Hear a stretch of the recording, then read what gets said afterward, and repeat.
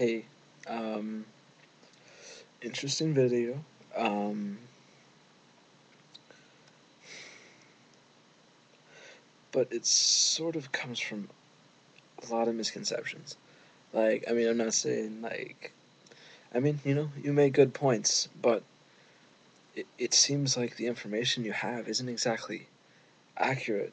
You're moving from this perspective that the Son and the Father are not one and the same. Um, in the book of Hebrews, in the New Testament, it says, the Father says of the Son, "You, O God." The Father calls the Son God and says that He created the world. Jesus created the world too, man. He did create the world. He did the same thing. That's why it's awesome. It's paltry. I like when people use paltry. By the way, like good use of paltry. But yeah, there's just a lot of issues with like what you say. They don't really line up with Scripture. You know. I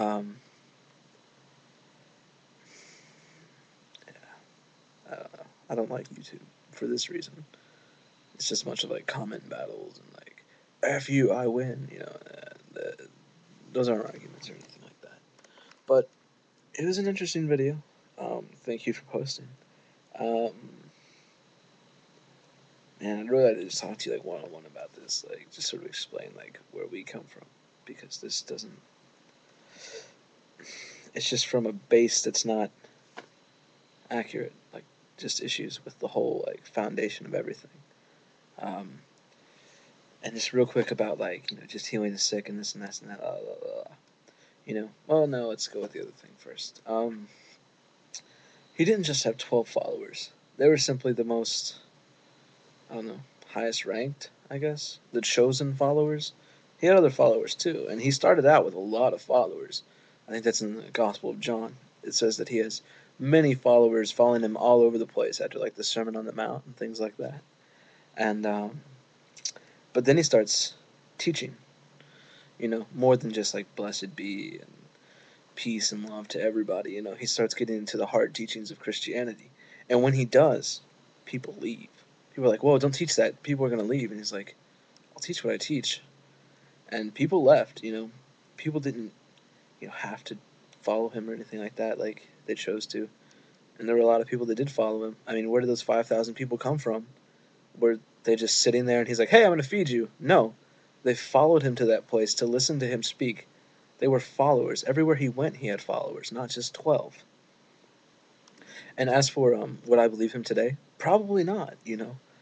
Humans tend towards the religious. Humans tend towards the way the Pharisees and stuff like that, where we tend to be okay. I'm okay with God because of what I do, not because He loves me and or that only He can save me. It, we tend to try to do it ourselves or deny it completely. Um, it's just really the way that goes. Would I say that I would believe him? Probably not. You know, it, we doubt, we don't seek, we don't understand. Mm, you know, it's hard to believe, and that's the point. It's really hard to believe, but there's a point where you can tell if something's real or not. I mean, it's like, how do you know that chairs will hold you up, right? It's like you've sat on enough to know that that chair's probably gonna hold me up, right?